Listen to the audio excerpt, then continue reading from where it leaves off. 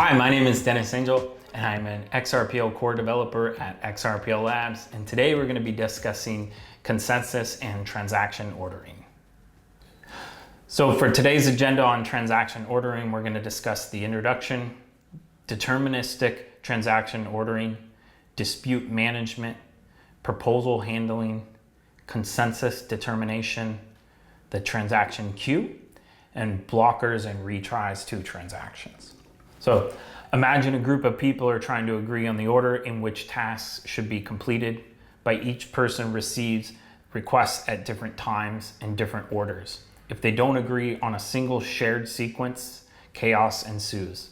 Some tasks might be done twice, some not at all, and the final outcome could be unpredictable. In distributed systems, especially those that process transactions like financial operations, it's crucial that everyone agrees on the exact order of actions are applied. So deterministic transaction ordering. Determinism means that the given set of inputs, everyone always produces the same exact output. In the context of transaction ordering, this means that all participants see the same set of transactions. They will agree on the same order for those transactions. So why is this important? If the order could change, the final state of the system could be different for each participant, leading to inconsistencies and potential errors. So how is this achieved? By using a set of rules or algorithms that, when given the same transactions, always produce the same sequence. This could be as simple as sorting or a new unique identifier, or as complex as considering dependencies between transactions. The second part is dispute management. So even when deterministic rules, participants might initially disagree on which transactions should be included in their order due to network delays or malicious actors. So disputes arise when there are differences in the process transaction sets or their order. Dispute management is the process of identifying these differences and working towards a resolution. The resolution typically involves communication. Participants will share their views, highlight differences, and may vote or otherwise signal preferences. The next section is proposed handling. So a proposal is a participant's suggestion for the set or order of transactions to be applied to the next step. Each participant creates a proposal based on the transactions they know about to be deterministic ordering rules.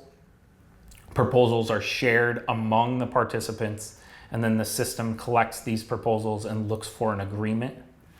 The next part is consensus state determination.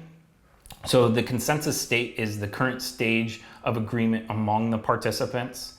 So states might include no agreement yet, which is called the early stage, partial agreement, so some overlap, and then full agreement, which is where consensus is reached. The system tracks how close a group is to consensus, often using thresholds like the 80% agreement.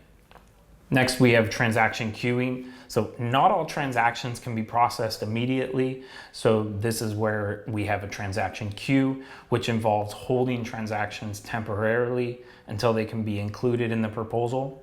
This ensures that transactions are not lost and can be considered future rounds if not included immediately. Finally, we have blockers and retries. So sometimes a transaction cannot be processed right away due to dependencies or conflicts. Blockers are conditions that prevent a transaction from being included, waiting for another transaction to be completed, for example. And retries are attempts to process a transaction again in a future round once these blockers are resolved. In summary, consensus transaction ordering is about ensuring that a group of independent participants can agree on a single, unambiguous order for transaction processing, even if they face disagreements. This is achieved through deterministic rules, open communication, and dispute resolution. The result is a robust, reliable system where everyone can trust the outcome no matter the challenges.